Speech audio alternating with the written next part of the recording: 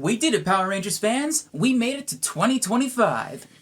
Now that we've finally caught up with the year of Power Rangers SPD, it's only fitting to celebrate the season's 20th anniversary. But what if I told you 2025 also marked the anniversary of another chapter of Power Rangers history? Allow me to introduce you to Devon's Ghost, Legend of the Bloody Boy. And no, before anyone asks, this isn't really a Power Rangers property. It is, however, written and directed by and stars two of the Mighty Morphin Power Rangers themselves. Our main characters are Symphony, played by Karan Ashley, and Josh, played by Yong Bosch.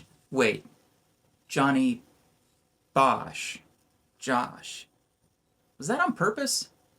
Now, obviously, since this is an R-rated slasher flick, it doesn't fit into the Power Rangers universe. Or does it? Here to cover the movie with me today is my good friend from Mighty Morphin Conspiracy. Thanks, EJ. When we first meet Adam and Aisha in Season 2, we don't know much about their lives before they move to Angel Grove, only that they're skilled martial artists and they used to attend Stone Canyon High School. In Devon's Ghost, Ashley and Bosch again play high school students who are good martial artists, but they attend Canyon High School. I mean, could it be that Devon's Ghost is actually the story of why Adam and Aisha had to leave Stone Canyon? Perhaps their names had to be changed to protect them from Devon's returning spirit. Adam and Aisha may very well be in the Witness Protection Program. Well, that's something to think about. Like many horror movies before it, Devon's Ghost came about when a production company realized they didn't have a budget. But instead, they turned to the horror genre to make a movie about a killer baseball player with all the skills of a karate action star. And with Adam and Aisha as our protagonists, it's basically Power Rangers versus Jason Voorhees. And if that concept alone doesn't excite you, I don't know what's wrong with you. So let's see if our favorite teens with attitude can follow the rules. Number 1, you can never have sex. And survive in the world of horror. So the movie's opening sequence doesn't quite evoke the sense of dread most horror movies try to establish. Instead, it seems to try to draw sympathy for its main antagonist, showing him as a young boy watching another child play baseball with their parents, while he himself is stuck carrying a baseball bat by himself, and his parents are doing other things. And that's it. Nothing scary happens in the opening. In fact, if it weren't for the title, you wouldn't even know this was a horror movie. It looks more like a family drama. But we're not that far in. Something cool has to happen soon, right? Your new principal, Joy Walker.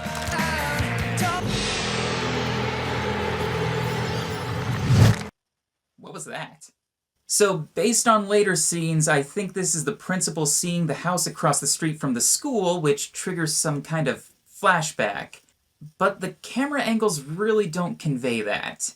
The title, Legend of the Bloody Boy, as it turns out, refers to a local legend in this movie. The story of a young child who was allegedly KO'd by his parents, only for his parents to go missing a year later. And for some reason, the school across the street was shut down? But now that the school is reopening, a reporter takes this opportunity to report on an unrelated cold case on school property. You sicken me, and I wonder how you sleep at night. I sleep very rich. Okay, that wasn't even a comeback. In the halls, Ashley's character reveals that she may have given wake to the legend of the Bloody Boy in the first place, as she and her friends apparently spotted a young boy covered in blood when they were little. The Bloody Boy? The ghost you thought you saw in the woods when we were 7 years old? I have a really hard time believing that these guys are 17. And that might just be because I'm a Power Rangers fan and I know that these actors were playing 17 10 years prior to this. It's not really a drawback for the movie, but it can be a little distracting. Symphony was traumatized by this event and evidently still suffers from nightmares. You just hate that. You wake up from a nightmare and you're just like super strong, hurling people to the ground. She just got really scared. More like really crazy.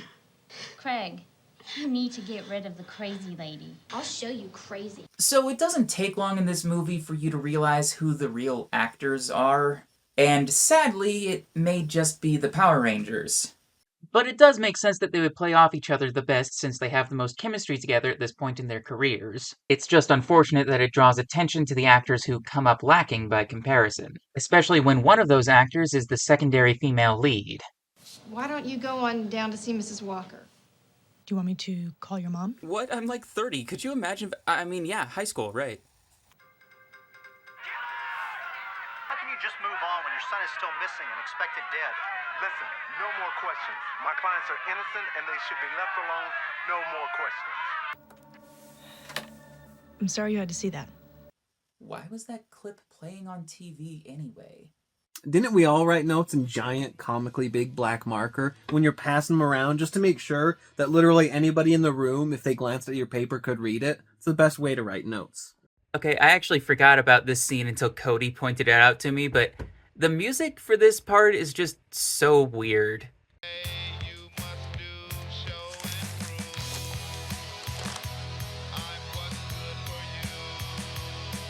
I guess the police just didn't look too hard for Devon because he was in the house all along.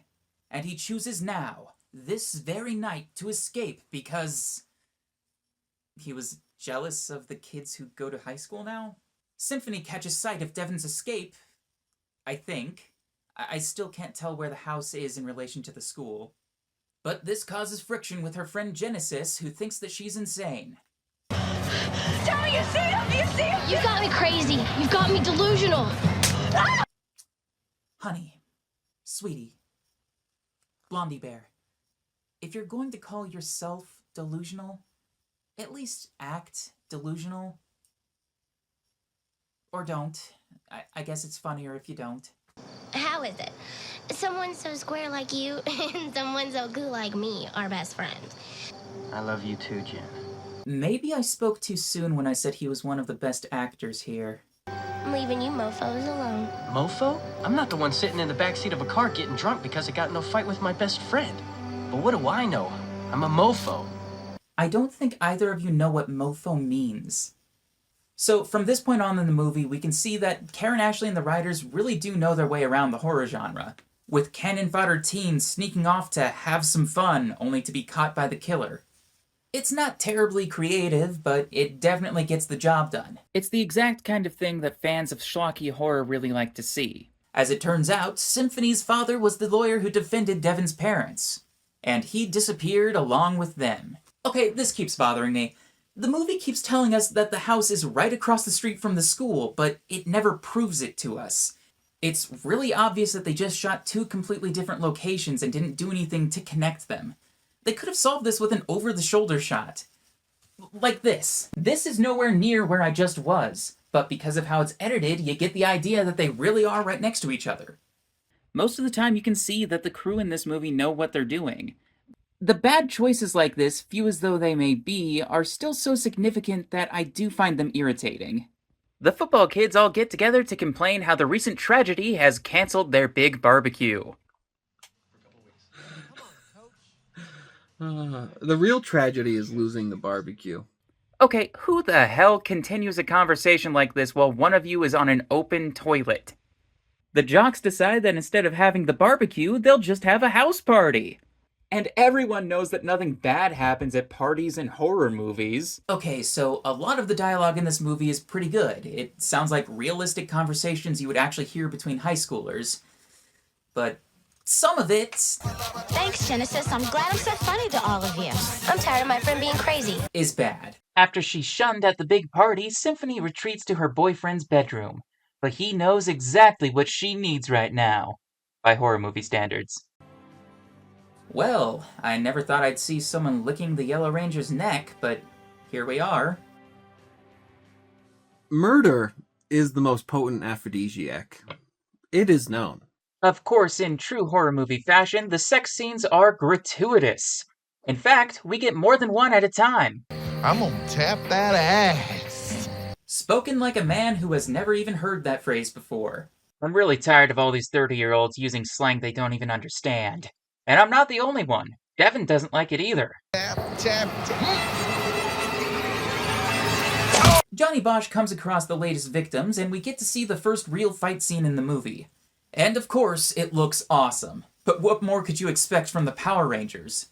And from fight choreographer Koichi Sakamoto, who has worked on tons of action shows like Super Sentai, Kamen Rider, Ultraman, and every Power Rangers season from Zeo to Ninja Storm. Since the production company originally wanted to make an action movie, the fight scenes in Devon's Ghost are what really makes it stand out from other, more generic horror movies at the time. Running away from a big brawny killer is one thing, but fighting back like a superhero is a whole new reason to love it. And they lost me. So, Reza Bahadur has a great on-screen presence as Devon. His demeanor and body language make him very intimidating. But I think that intimidation works best when his eyes are obscured. It's an old trope in horror for a villain's face to be obscured, but especially their eyes. If you can't see a person's eyes, you can never get a direct read on what they're really thinking, or what they'll do next. The movie is still trying to draw sympathy for Devon in this instance, so it's necessary for Josh to see his eyes and recognize him as the boy that went missing all those years ago. But a full view of Bahadur's face and his bright eyes stays on screen for way too long, and it really takes me out of the moment. This probably could have been achieved with a close-up of Devon's eyes, allowing them to convey Johnny's revelation while still keeping Devon shrouded in mystery.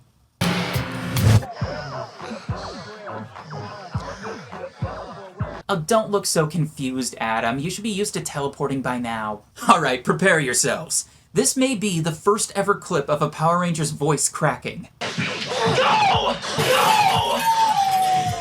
This impressively prepubescent voice crack scares Aisha so much that she jumps out the window and straight into Devon's path. But she knows what to do. Okay, never mind. But this does lead to another fight scene, which I really appreciate. And this time, Devon keeps his head down. Good on you, Dev. Alright, I've complimented the writing so far, but this part about the kids sneaking back into the school doesn't make any sense. I mean, the killer does turn out to be there, but there's still no reason for him to be there. Here are a few more weird editing choices. This clip of Devon is sped up for some reason, and here the characters apparently turn off the soundtrack by slamming a door on it.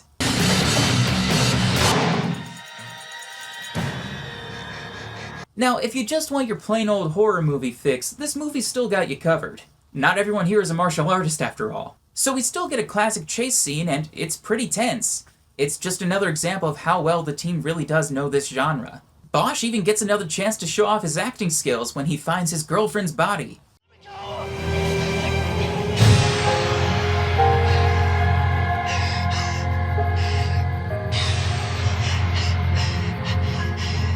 And that, dear children, is why you never go to school when you don't have to.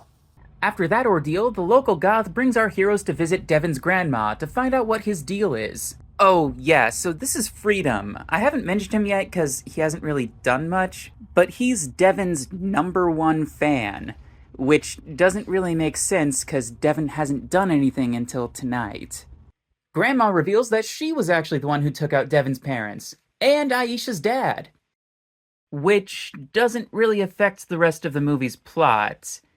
I think the writers just found it necessary to explain Devon's motivations before the end of the movie. According to the credits, they were planning to do a sequel, so maybe they were going to do more with this in part 2? Now, the horror genre, and especially slasher films, have always maintained the idea that activities outside of the traditional moral values are punishable by death. Anyone who sneaks off to screw off is getting picked off. But it's not often that a villain's motivation is explicitly stated to be that they don't like sex. Devon's parents made love the night that they tried to kill him, and therefore, Devon sees any act of intimacy as a personal insult to him. While one could say this is reminiscent of Jason Voorhees, although Jason's motivation is never fully explained in the movies, one can infer that he holds some resentment to the people who were making love on the night that he originally died. However, I don't see Devon's character as a ripoff of Jason, but more as a tribute, or a tip of the hat to the people who are fans of the horror genre. Kind of exploring the concept of a villain who really is angry at the concept of intercourse, rather than just coincidentally killing people who have had intercourse, as in most other horror movies. With the finale approaching, the main cast is of course narrowed down to just the Power Rangers, the only two people here who really know how to fight. While Ashley confronts Devon, Bosch is confronted by the police, who think that he matches the description of the killer for some reason. So Josh's situation doesn't really play into the plot, it's just an excuse for us to have two congruent fight scenes. And Yeah, I'm not complaining. Makes the movie better for me. The finale is a long and excruciating fight between Devon and the Rangers. We find out that Devon actually has a soft spot for Ashley since she was the only person to ever show him true kindness. How awkward. We've all been there, right? You're choking someone out only to realize, oh, you're my best friend from childhood. And she uses this kindness to calm him down so Adam can go psycho. And to top it all off, the final blow is a devastating flying kick.